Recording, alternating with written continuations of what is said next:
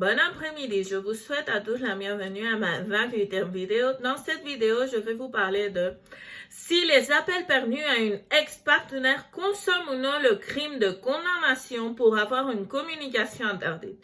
Pour cela, je vais parler du jugement de la Cour suprême du 20 décembre 2019. Comme vous pouvez voir, c'est un jugement très récent. Je vais vous dire les faits qui nous intéressent ici. Il était interdit à l'accusé de communiquer avec elle par quelque moyen que ce soit. Il était parfaitement conscient de cette interdiction, mais malgré cela, il a décidé de l'appeler. À ce stade, l'accusé soutient que dans l'appel, il ne communique pas avec son ex-partenaire. La Cour suprême s'appuie sur les bases juridiques suivantes. Lorsqu'il y a interdiction de communication, l'article 48.3 du Code pénal interdit aux détenus d'établir par tout moyen de communication par ordinateur ou télématique un contact écrit, verbal ou visuel avec la victime.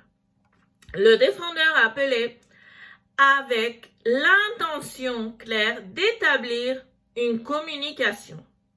Si cela n'a pas été possible, c'est parce que la victime n'y a pas existé. Qu'est-ce que c'est communiquer? Selon l'Académie royale espagnole, manifester, informer quelqu'un.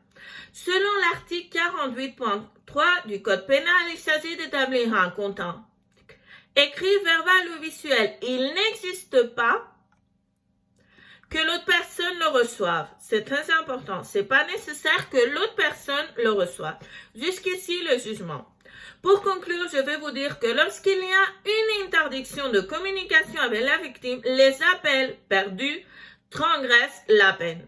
Il n'est pas nécessaire que ce soit un nombre élevé d'appels. Avec un, ce sera suffisant, parce que l'appel perdu ou manqué est attentif à la tranquillité et à la sécurité de la victime.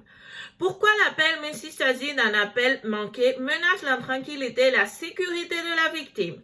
On distinguera deux hypothèses. La première, qu'au moment de l'appel décide la victime de le rejeter, ou la seconde, qu'au moment de l'appel, elle n'est pas là, mais après avoir vu son mobile, le voit. Dans les deux cas, cette intranquillité produit et peut produire aussi l'anxiété de revivre le passé, la peur du contrôle, la peur de se conformer à une menace, etc. En plus de voir comment cela viole l'interdiction de communiquer avec elle. J'espère que vous avez trouvé la vidéo intéressante. Si vous avez des questions ou vous avez un problème juridique, vous pouvez me contacter par les données que je laisse toujours dans la boîte de description.